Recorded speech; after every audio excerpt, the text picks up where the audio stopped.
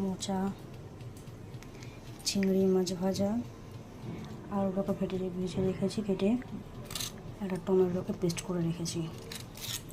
কড়াতে তেল গরম করতে দিয়ে দিয়েছি। গরম মশলা দেবো, গোটা গরম মশলা, একটা তেজপাতা আর একটু গোটা জিরে দিয়ে দিয়েছি। তো যখন হালকা ভাজা হয়ে আসবে তখন এর মধ্যে টমেটো পিউরিটা দিয়ে দেবো। টমেটোটা পেস্ট করে রেখেছিলাম, টমেটোটা দিয়ে দিলাম।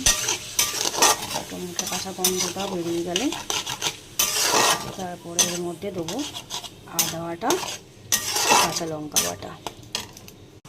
সে আদা বাটা,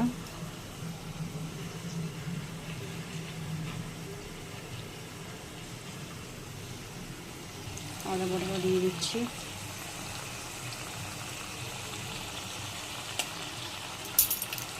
কাঁচা লঙ্কা বাটাটাও দিয়ে দিলাম।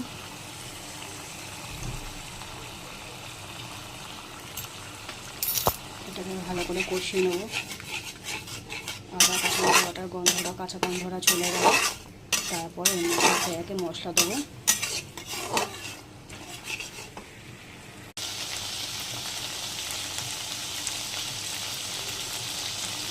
জিরে গুঁড়োটা দিয়ে দিলাম। সব মশলাগুলো এভাবে দিয়ে দিয়েছি, হলুদ, নুন, লঙ্কার গুঁড়ো, কাশ্মীরি লঙ্কার গুঁড়ো, জিরে গুঁড়ো সব দিয়ে দিলাম। দিয়ে এখন ভালো করে মশলাটা কষাচ্ছি।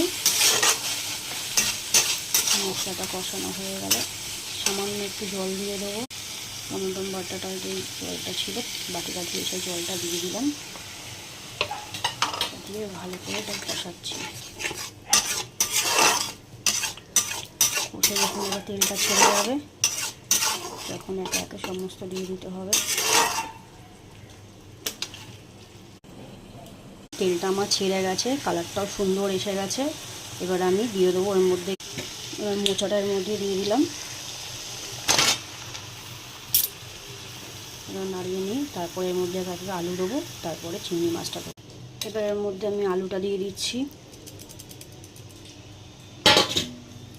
চিংড়ি মাছটাও দিয়ে দিলাম।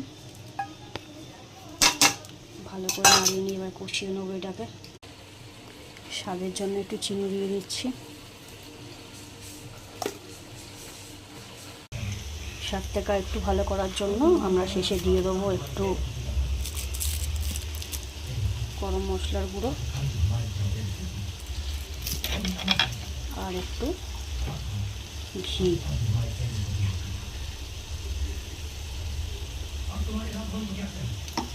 এটাকে ভালো করে কষাবো।